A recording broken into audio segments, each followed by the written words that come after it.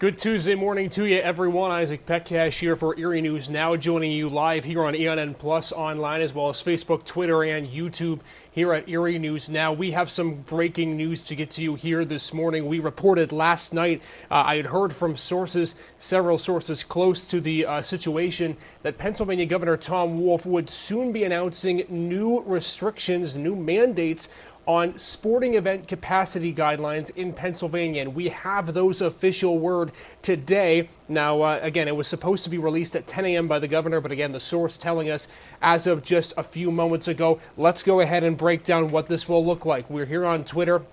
Just had a chance to post this a little bit ago. Want to make very clear, these changes, according to the source, will go into effect on October 9th. That's this Friday. So all of these changes will go into effect for high school football starting on October 9th. That's this Friday, as well as other events as well that could be played. So soccer, things of that nature as well. Let's take a look at how this has worked. Now, when I say this is based on a tiered system, the capacity guidelines are going to be based on how exactly the number of people your facility can hold. So let's look at indoor events. This is for indoor sports in Pennsylvania, and this is for college, pros, and high school.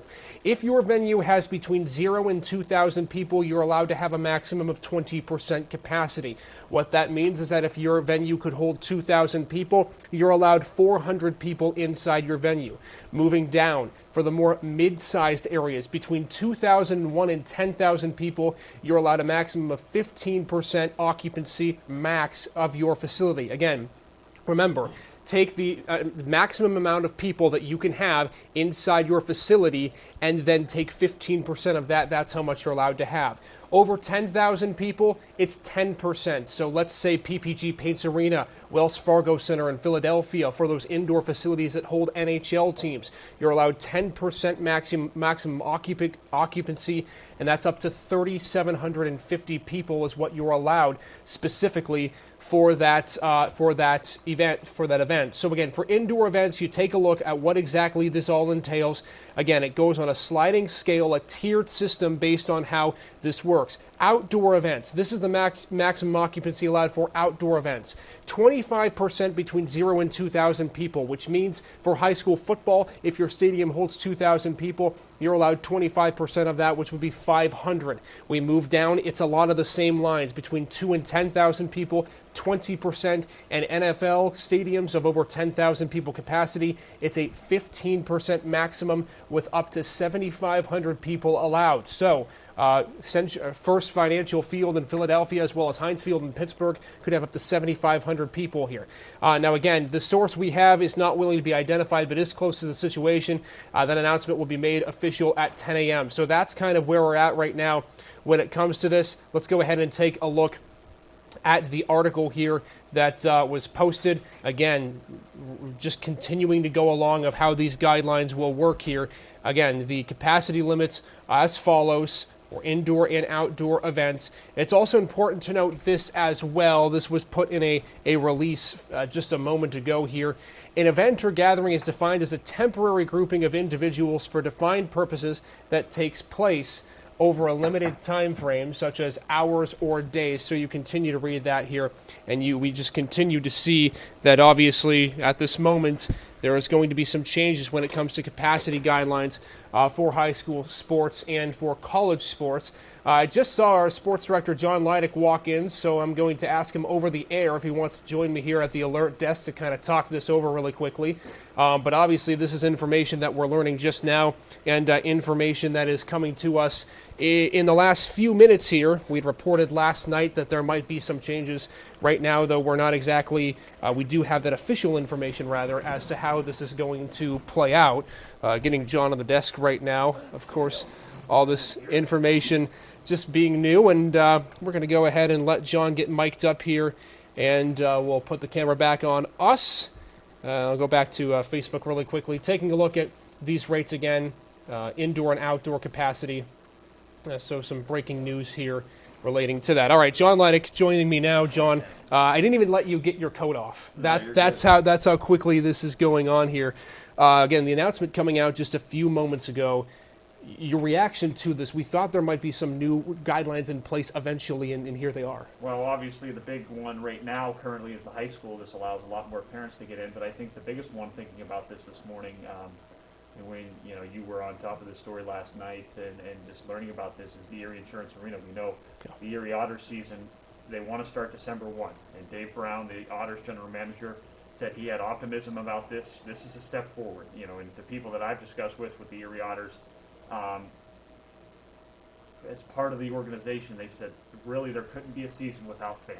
Right. Now they have the opportunity. The big next hurdle is going to be the border issue. Is the OHL and the Canadian government going to be willing to allow the 3 American teams in Flint, Saginaw, and Erie to travel cross-border, stay at maybe certain locations that the OHL designates? That's going to be up in the arms, but this is a huge step forward for places like the Erie Insurance Arena for not only the Otters, but if the Bayhawks and the G League have a season here moving forward. And Erie Insurance Arena holding, I think, roughly 6,500 people, somewhere in that area. So that would fall into the 15% capacity, which would be allowed 1,000 fans into the arena for sporting events. I want to ask you, too, about high school football and outdoor high school sports specifically. We know a lot of these stadiums have similar seating capacities. Some have more than others. If you had to estimate, what do you think the average maybe seating capacity of one of these high school stadiums is, and what would you expect it to hold based on that 25% guideline? I would say probably a good portion of these are 2,400 maybe on the low side, up to 4,000. I know like McDowell, Gus Anderson Field can get upwards to the 6,000 just because of the facility, but you look at some of the more county-centric districts, can probably get up there into the 3-4 range. So that would, of course, fall into the 20% category between 2,000 and 10,000 people. Now, the next step that we're going to have to look at here is deciding whether or not high schools end up adhering to these rules. Of course, you'll see in the next couple of days, I'm sure, plenty of high school ADs that'll be ringing your phone off the hook just talking about what they're expecting here. How quickly do you expect this situation to be fluid? How fast do you expect these ADs to make a decision? Is it today or is it tomorrow? When is it? I think a lot of them are quickly. You saw after there was the court ruling last week, I believe it was last week, starting to lose track of some of these weeks, but the unconstitutional, a lot of them quickly said, okay, we're going. We're going to get to we're going to open up to what we want, and so I'm assuming they'll move pretty quickly on this, knowing how many parents and how many fans of a lot of these teams are so impassioned, especially on Friday Night Football. They'll try to get as many people in there that want to watch these final 2 games, because remember, a lot of teams have either already played their final home game for football, or they're going to be playing it in the next 2 weeks. If those teams don't play beyond that regular season extension, that they can allow up to 10 games if they don't make the postseason. Now, again, as Sean was mentioning, this is for all sports at all levels, high school, college, and pro. And again, the big ones that you have to look out for outdoor events between 0 and 2,000, 25% between 2 and 10,000 is 20%. And as Sean was mentioning, you can have 15% of people inside a venue with 2 and 10,000 people, and that is the Erie Insurance Arena. Anything else you think might be important just to kind of look at as we look at this new announcement here? Well, I think this will be interesting. Obviously, the testing is going to be the big one for the college level, but this opens up the opportunity, one, for have a high school basketball season and have people in there. I think that was a lot of concern. If you're at that 25 person maximum, you can't have much more than the athletes and the coaches themselves. So this opens up for that. Again, we're still a long way away. I would still say you're probably not going to see high school basketball in its normal start time in early December. You're going to probably push that till January 1. Again, that's just a guess. That's not based off of any information that I've been told.